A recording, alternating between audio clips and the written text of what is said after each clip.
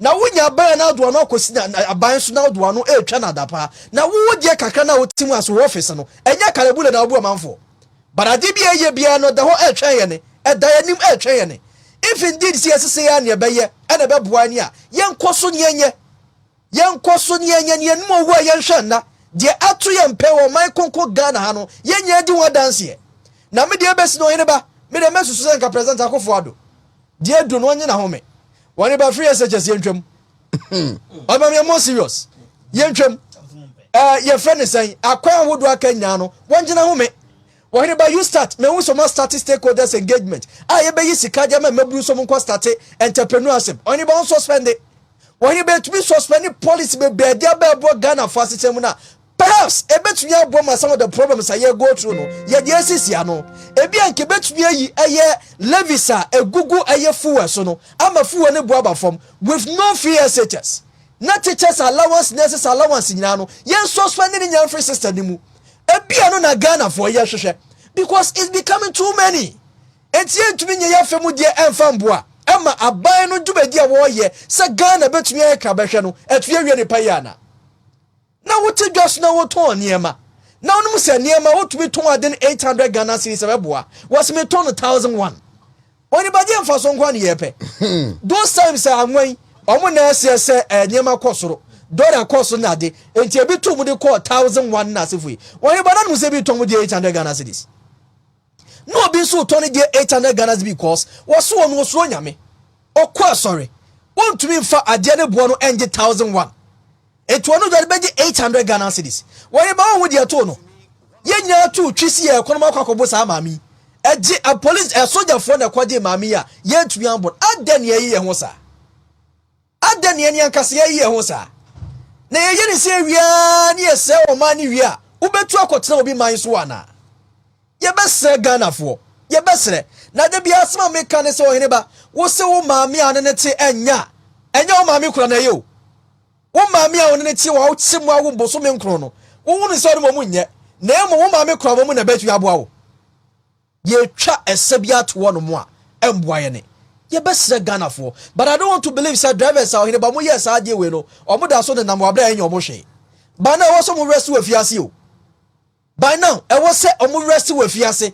Ghana mra na wo se ye adwuma bi mo nso ntem mra no akonya be na wo se atofo wa mu nte no ene nto ko block road wo mo bia nkoso na da wo ye de wo ye barrier man na so ye de wadwuma wo ye ne sai enti sa nyama wo nyina no enyi kwase oyene betu kokoso o Ghana de wa na dwe so do be bia do be oba no I mean I was say mra no eye adwuma wo need to me say block the road no because fu obu okoso na fu obu okoso na de ato ofa mu enti e be se Ghana for ye be sere say ye nyema bi wa ye no ma Ghana asetren mu no aye demo enya de be boa ne but yesu ye wo brebro heba sa dachi bi MPP aban no obiem na ndisi aban ba na me na bia wo san so wo fra so no wo beje kwa wo befa so wo be kwa adisa de college ana be ko pempe so kosuya de ndisi betu ya tua free SHS ka no 3 northern regions are near running free SHS kwampo no one feeding kwa mu de omo ka 2 years 2 years wo mun to be supply feeding mo na Ghana nyina wo bia ba wo se me di free SHS be boa mo na wo bofra bia wo tifie no wonya bibi dia so na sene wo se da bi me mpani panasem because ahochira ba wiase nyina no Ghana de wo different planet enti na wo se ya de nyanke ati ahongro so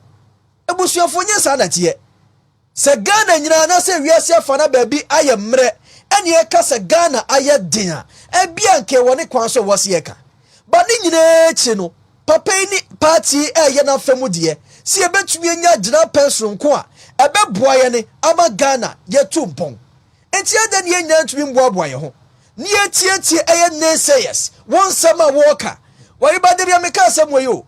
NDC ayo mo se de like their serpent wo kwatwa kunkruma serpent no ba ye ne kasem aboa wo the one na no dem no sugar coated west obeka me na yo tim de enu nti won na ba kire wo se bia NDC aban no won na betumi age Ghana asiwo ba me si ye nim owu a ye nhwe nda the way sibiti afa because oba handle the affairs of others before oyen sensema ye ke NDC time otumi ye ton ho adwuma yi a won ba nyam pempeso nke woni o Mutama to collapse here. Yet people were there receiving salary. And MPP about ye buy you know, and ye didn't make good now quanswa per present speech about Bontino. And Chayan Casano, ye bet you are funny and oil animal. Ye femu dear, Sir Ghana bet to me aye crabeshe. Dear best Sir Ghana of one say, and my yen TNT and Chantai. Nasa bois serpent in history na. Do I dear if no? Sa the bet you be peers and this for ye. And ye catch your Ghana yet you. Shall now go to the body ending. No one can say such a more yama. Ye be yes and when you buffo. No control about the tia MPP abai. After who two about the tia the real yano. O problem na uncle. After Becca say more. After NHS a quiet and debut. After bank and then count if you to do fully years kana. Yes, I know you are suspended. Because internet work going to be work on it. After quiet kaunya be first one. A circle your money yet. After Obada no ko school na kiyen tuan fees no se si wo kwa je opepesika opepepe no ko tuan school fees je wo ko ton toma no ko tuan school fees after man bo friend ko teachers and nurses college na eno so je ko bobesia na oje ko tua won sika bi dia ba wo no sei na Ghana ye hwehwa na ye be se Ghana fo ye be sere mama mfa bufuo nsai ye nipa bi a ekuta ye ne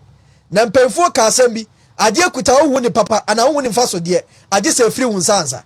ayasa bema wo so de kwaya wo ba woni nti ohunu so fa so de afo oja oba no bi fa ne yeni ya oba ne na wona wo hwe dachi mamia nya samfonso ne bi yentumi nya gidie e wo ba mu se eyemfonso na ba wiase nyina sie nya komakro baako nya adwen baako nya de boa esusu a mediri so man Ghana e ba wie ne peye enti esa drivers mamia yusu sa opportunity we no emfa kill the system dem wo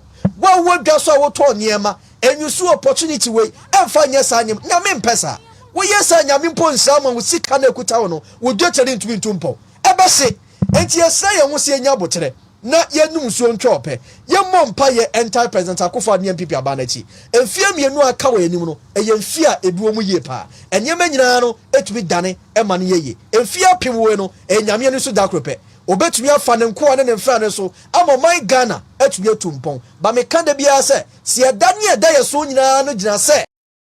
munnim se eduru ba bia e ka chichiri die de e baduru voter registration no se ya e de ka chichiri die ba na this time no eduru ba bi kura ye ko register ne ye kunkum ye ho ye bobo ye ho tuo ni sa ne ma no entokwa eni mfaso e na eduru ba bi e ko eni voter register ye and for that matter mpese mo avoid there mummy use Ghana card na Ghana card na betimi amie se ampa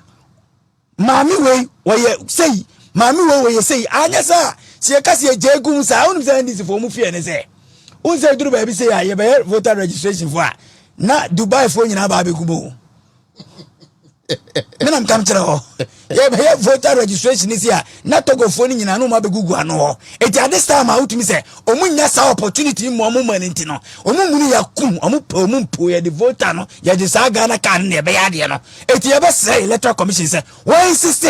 law be so apply be to the latter and make sure say Ghana kan ne de ye adwuma no ofanye eduru ba bia mbeka so ada ne NDC for MPP for the ye defending electoral you are not defending electoral commission. But when you say me referee regulation no, when you say 2012, or the certain regulation be by say Ghana card no is the only source of documents that do baby. You debate my PPA or my way mo. Ah, voter card here they can't be. Voter card here can't be. What you ever say for now say? Right, this is for no they should make sure say electoral commission na juma na o ye no. Omo wan na nyo na juma say be.